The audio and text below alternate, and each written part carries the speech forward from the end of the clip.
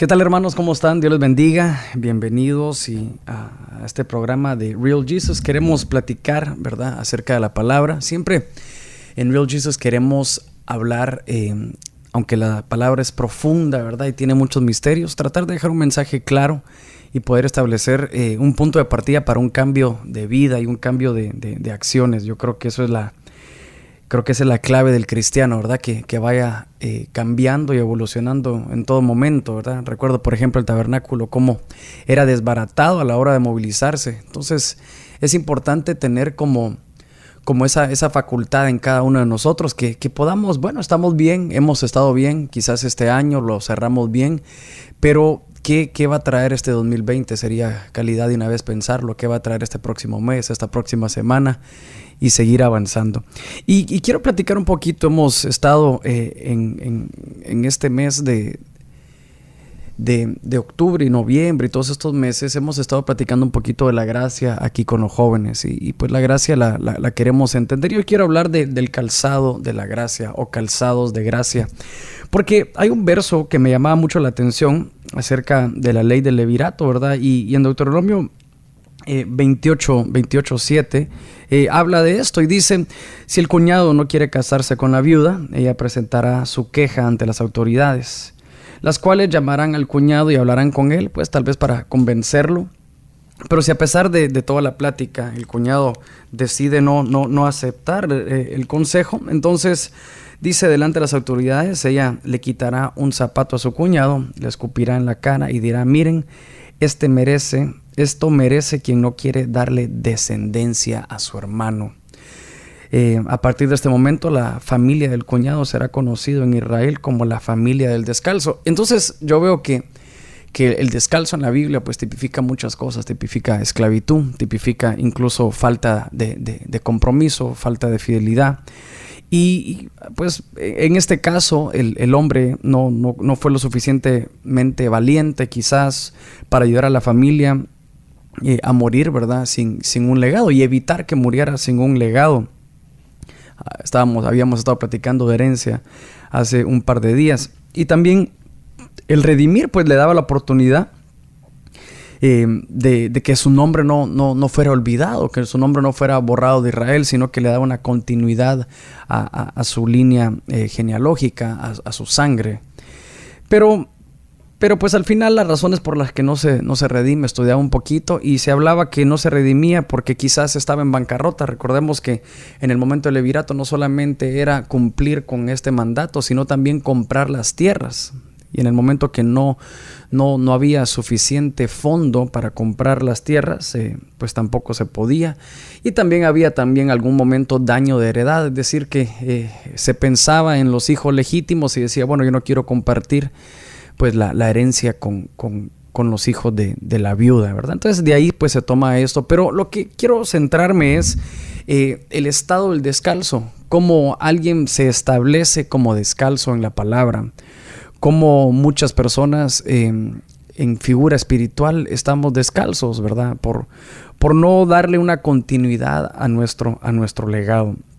Y yo quiero llevarlos a un par de versos. Dios mío, no tome el tiempo, pero lo voy a poner aquí pensando que llevaré tal vez un minuto. Pero quiero recordarles un poquito acerca de personas que fueron descalzas y cómo Dios en su palabra nos habla que podemos nosotros llegar a ser calzados, ¿verdad? O que en el diseño original del Señor como iglesia nos habla que debemos de ser una iglesia calzada. Y por ejemplo, vemos cómo Josué, nos habla en Josué 5, 13, 14 y 15, nos habla que estando Josué cerca de Jericó, alza sus ojos y ve a un varón delante de él, ¿verdad?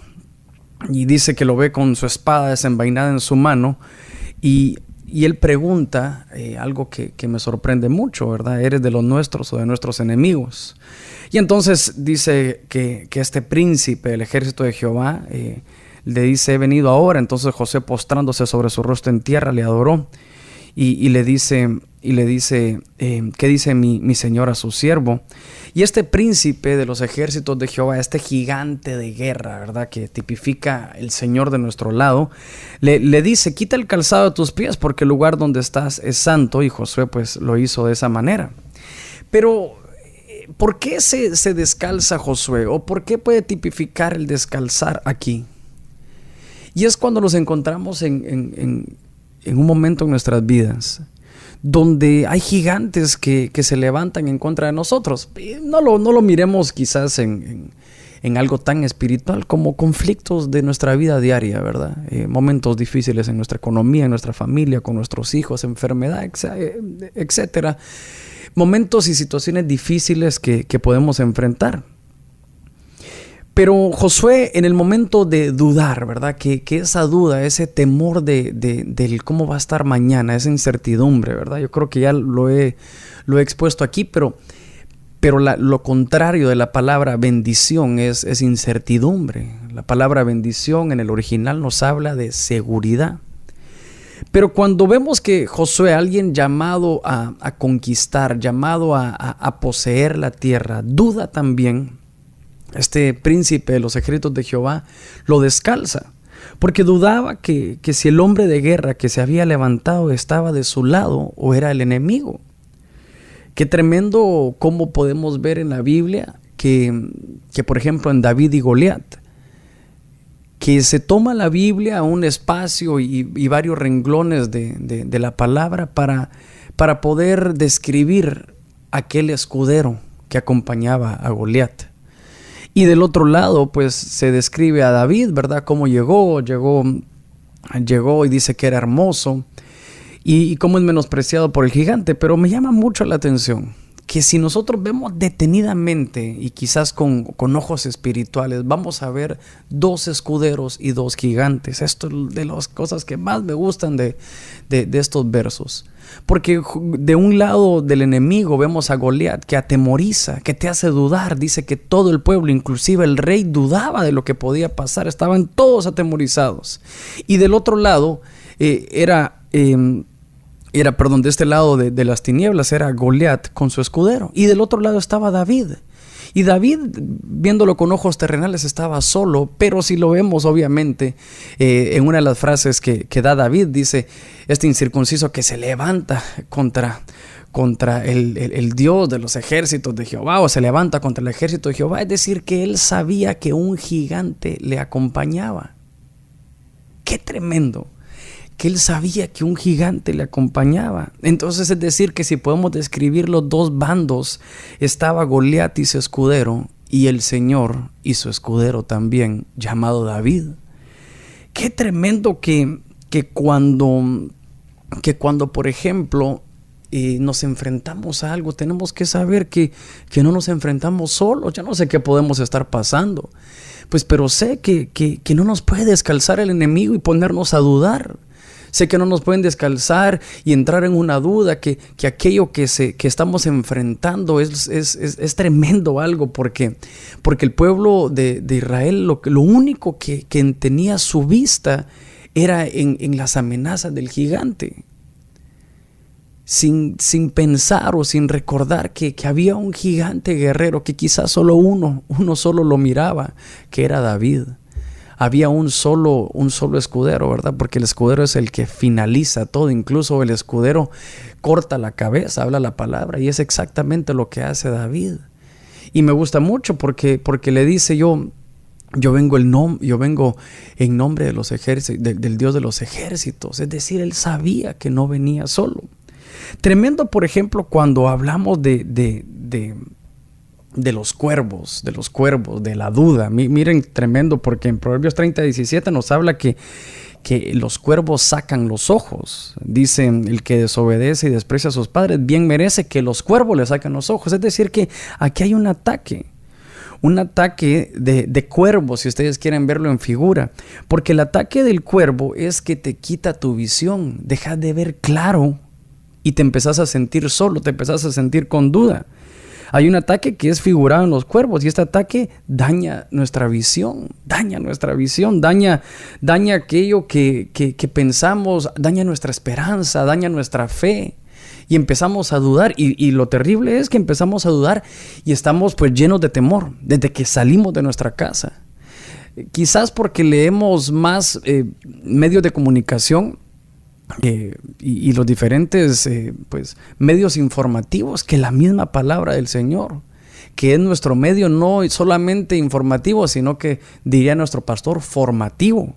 Fíjense que en Génesis, cuando está hablando del cuervo también, dice que el cuervo es enviado primero fuera del arca, ahí en el arca de Noé. Y dice que estuvo huyendo. Dice, y obviamente si el cuervo se quedaba y ya no volvía a aparecer, es que había encontrado tierra. Pero dicen que estuvo yendo y viniendo, y eso reflejaba que ya no había esperanza, que todavía no habían cesado las aguas, que todavía no había cesado la tormenta. Y qué tremendo que cuando se envía a la paloma, pues que tipifica el Espíritu Santo, que es lo que nos hace nuestro motorcito, aquel que nos da paz en medio de la tormenta, ese sí trajo pues el fruto del olivo, y eso le dio esperanza a Noé, y saber de que venía un nuevo comienzo, no solamente para su casa, sino que para toda la humanidad.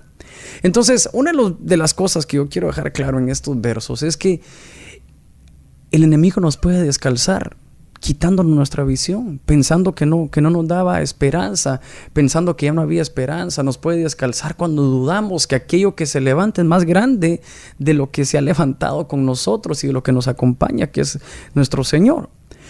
Y terminando esta idea, hay algo que para mí me pareció espectacular, porque en Primera de Reyes, no sé si me siguen escuchando, pero en Primera de Reyes, creo que perdí un poquito la comunicación, pero ustedes me dirán. En Primera de Reyes nos dice algo tremendo, porque nos dice, y beberás del arroyo, y yo he mandado a los cuervos que te den ahí de comer. Porque aquí nos habla de que el profeta, que Elías está siendo alimentado por los cuervos. No sé si me confirman que todavía estoy grabando.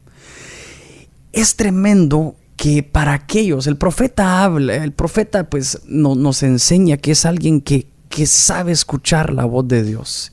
Es alguien que tiene una constante comunicación con el Señor. Quizás lo que se fueron es la batería de los auriculares, ¿verdad? Por eso sentí que ya no estaba diciendo nada. Pero regresando al tema, es alguien que sabe escuchar la voz de Dios. Tremendo que el pueblo de Israel que miramos al principio escuchaba, pero la voz del gigante. Pero este que sabe escuchar la voz de Dios, dice que Dios utiliza los mismos cuervos que te quitan la visión, te meten en incertidumbre, que te quitan la visión, que te da inseguridad, que te da temor, esos mismos cuervos para aquellos que escuchamos la voz de Dios. Y tal vez la has dejado de escuchar. Y quizás hay que repensar que Dios habla, dice la palabra que habla en tiempo y fuera de tiempo, es decir, que Dios siempre te está hablando. Pero tal vez los cuervos te empezaron a hacer dudar, te descalzaron. Y dice que Elías era alimentado por los cuervos. ¿Qué me enseña a mí esto?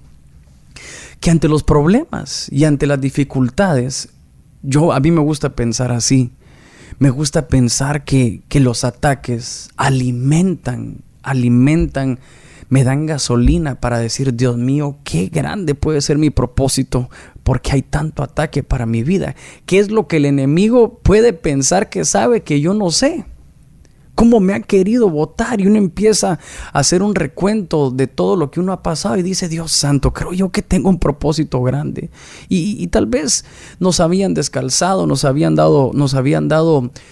puesto temor en nuestros corazones, incertidumbre, porque aquello que se levantaba lo mirábamos muy grande. Pero quiero recordarte, en estos minutos que estoy aquí, quiero recordarte que el que se levanta junto con nosotros es más grande que el que se puede levantar en contra. Tenemos que alimentarnos. A los hombres de Dios el cuervo los alimenta, no le quita la visión. Tremendo que Elías dice que fue utilizado el mismo vehículo que a todos les quita y les da temor. A Elías lo alimentaba. No, yo digo, Señor, cuando yo tenga duda y cuando esté pasando la tormenta, yo tengo que pensar que detrás de esa tormenta, detrás de esa prueba, seguramente hay un propósito grande. Así que, por ejemplo, una de las cosas, otro que descalza. Vimos a Josué y cómo el descalzo lo atemorizó, ¿verdad? Eso fue el enemigo. Pero, por ejemplo, vemos a Moisés. Que Moisés está escondido de su comisión. una caída. Esto es tremendo. ¿Qué fue lo que descalzó a Moisés? Dice la palabra que en Éxodo 3:5 habla y dice: no te acerques, quita tu calzado de tus pies, porque el lugar donde tú estás es tierra santa. Y eso lo hemos leído varias veces, pero yo quiero recordarles, y yo creo que ya lo hablamos en algún momento, que a este hombre lo descalzan para recordarle que había un pueblo esclavo que lo estaba esperando. Que había un pueblo esclavo que lo esperaba. Entonces, ¿qué había pasado con Moisés? Había cometido un error. Había caído, había sido quizás vergüenza para enfrente de la gente. Entonces, cuando un descalzado llega a la zarza que tipifica a nuestro Señor, debe de despertar y ¿saben qué? Volver a su comisión. Quizás hemos estado alejados por una caída, pero bueno, no podemos estar alejados toda la vida. Hay que volver a nuestra comisión, hay que volver a ser calzado. Quizás solamente sos descalzado frente a la zarza para recordar tu comisión existencial. E ir, miren qué tremendo, ir por un pueblo que te necesita. Quizás me estás escuchando hoy y los que te necesitan son en tu casa, tu familia. Germán, pero es que las decepcioné. Bueno, pero estás frente al Señor ahorita. Y el Señor te dice: vuelve a tu comisión, tenemos que regresar. Entonces, qué tremendo, que yo creo que cuando aquellos que están huyéndole a su comisión existencial, a su propósito, llegan a nuestras iglesias, porque obviamente nuestras iglesias son lugares santos, ¿verdad? Porque son la casa de Dios, pues obviamente. Creo que debería despertarles en ellos, decir: Dios mío, tengo que volver a mi comisión, porque están frente a la zarza. Por ejemplo, una de las que Dios mío, yo decía: Señor, qué tremendo que en todo momento tú estás ahí. Fíjense que David está en 2 Samuel 15. Nos habla que David sube a la cuesta de los olivos. Y dice: y subía llorando, llevando, dice, la cabeza cubierta y los pies descalzos. Aquí es otro David descalzado. Vimos a Josué de temor, vimos a Moisés porque huía a su comisión, pero miren a David. David dice que está, dice, su cabeza cubierta, es decir, avergonzado, es decir, lastimado, llorando, y sus pies descalzos. Y todo el pueblo que tenía consigo cubrió cada uno su cabeza e iban llorando mientras ellos subían. Pero aquí David es descalzado porque está en medio de una traición. Recordemos aquí que es su propio hijo. Un hijo lo traicionaba, claro. Es quizás difícil, ¿verdad?, cuando un hijo te traiciona, pero podemos verlo en un matrimonio, que es todavía quizás más común, lastimosamente. Que en medio de un matrimonio pueden haber traiciones y el enemigo te descalza. Que estás en depresión, estás llorando, estás yo qué sé, quebrantado. Y entonces, qué tremendo que este hombre que traiciona a David es su propio hijo, es decir, había impactado de tal manera en David porque era alguien que jamás pensó él, es decir, de alguien muy familiar. Pues qué más cerca que tu propio hijo. Y eso había descalzado a David. Claro, Germán, pero David era un hombre que conocía al Señor, conocía estar en intimidad, pero ante una traición cualquiera puede ser descalzado. Ante una traición cualquiera puede estar deprimido, y tal vez a ti te traicionaron. ¿Cuántas veces no nos hemos sentido traicionados? Quizás por nuestros papás, tal vez en un problema matrimonial, quizás no has llegado al matrimonio, pero en tu noviazgo o en tu amistad te acaban de traicionar y te diste cuenta, pero el enemigo te descalza y te deprime. Y quizás si lo vemos más adelante, podemos ver tal vez de una traición ministerial. Germán, a mí aquí en el ministerio me traicionaron. Y me gusta mucho, voy a leer textual un comentario que vi, que la estrategia política de Absalón era robar los corazones de la gente por medio de su atractivo personal. Grandes apariciones, aparente preocupación por la justicia y abrazos amistosos. Y muchos fueron engañados, dice, y cambiaron su lealtad. Sin embargo, más tarde Absalón demostró ser un gobernante malvado. Pero qué tremendo que un traidor o el que te va a traicionar aparenta un buen corazón. Aparenta, y qué tremendo que en las iglesias podemos ver eso. Aquel que dice, ay, lástima que el pastor o que el líder no logra ver esto, pero yo sí lo veo. Ojo con esos. Ojo con eso, porque el hombre que Dios ha levantado en el lugar donde estás congregando, Dios lo levantó. Dios lo levantó. Pero aquellos que son más justos que Dios, que realmente es una lealtad así como maquillada, o yo diría todavía aún mejor, una traición maquillada, porque aparentan buen corazón, pero lo critican todo. Qué lástima que estamos perdiendo la visión. Qué lástima. Ojo con esos, porque tienen una semilla de traición tremenda. Yo hablaba con un muchacho hace varios años, que alguien lo había cargado con murmuración.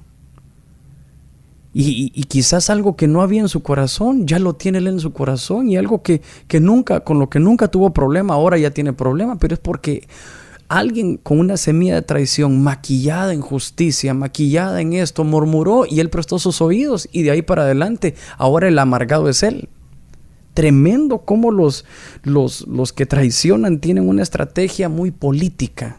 Tienen una estrategia donde roban corazones, donde son más justos que el líder aparentemente, tienen grandes apariciones como salvados, pero si finalmente ponen en mal al hombre que Dios puso, cuidado, que podemos estar frente a alguien lleno de traición. Ahora, tengo un par ahí de alianzas equivocadas, de alguien que solo tipifica, y tal vez lo vemos en una segunda parte, pero hay algo que me gusta mucho.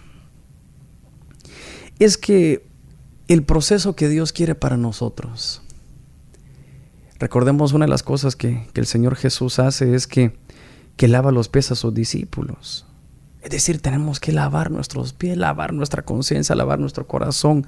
Decirle, Señor, lávame de toda duda, lávame de todo temor, lávame de toda vergüenza. Señor, lávame de toda murmuración que he tenido. Porque dice que en Juan 13:5, por ejemplo, habla de que Él lava los pies a sus discípulos. Y en el verso 8 me encanta esto, porque aquí nos habla de la gracia del Señor. ¿Por qué somos calzados por la gracia? Porque dice, y Pedro le dijo, cuando Jesús está lavándole los pies, dice, respondió Jesús y le dijo, lo que yo hago, tú no lo comprendes ahora, mas lo vas a comprender después. Y Pedro le dijo, no me lavarás los pies jamás. Y Jesús le responde algo que me encanta. Dice, si no te lavare, no tendrás parte conmigo. Qué tremendo. Qué tremendo, porque eso era una acción de gracia, de misericordia, de servicio. Es para mí la esencia del reino, el lavamiento de los pies. Y entonces vemos, por ejemplo, en Lucas 15, cuando habla del hijo pródigo, rápidamente lo calzan. Es decir, es necesario que para que regreses a casa estés calzado. No podemos regresar a casa estando descalzo. Tal vez estaba lleno de temor. Tal vez estabas con duda. Tal vez estabas lleno de murmuración porque te dejaste envenenar tu corazón. Pero dice que lo calzó en sus pies. Y ahora, Germán, ¿por qué la iglesia debe ser calzada? Cantares 7:1. Cuán hermosos son tus pies en las sandalias, oh hija de príncipe, hablando de la iglesia. Qué lindo, ¿verdad? Que el diseño original de nuestro Señor para todos es que estemos calzados, que estemos sin temor, que no estemos lejos de nuestro propósito, que no estemos deprimidos por X o Y traición, sino que lo que Dios quiere cuando entramos de regreso a su casa, obviamente esto tipifica volver a la comunión con Dios. Esto tipifica volver a la comunión con Dios, es voy a limpiar tus pies y te voy a calzar.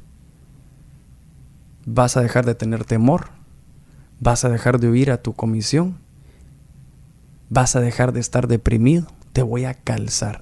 Qué lindo, esa es la gracia del Señor.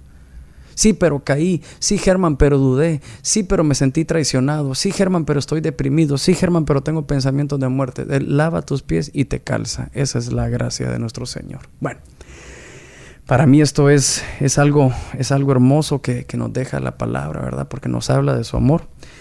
Y bueno, si tú sabes de alguien de que está pasando momentos difíciles, que puedes identificar a la persona que está descalzo, los invito a compartir. Ahí vamos a estar en todas las plataformas digitales, ahí en Spotify, en en Mixcloud, en Soundcloud y en podcast también. Así que esto fue Real Jesus. Platicamos un poquito de calzados de gracia. Dios les bendiga y espero que haya sido de bendición para todos. Un abrazo.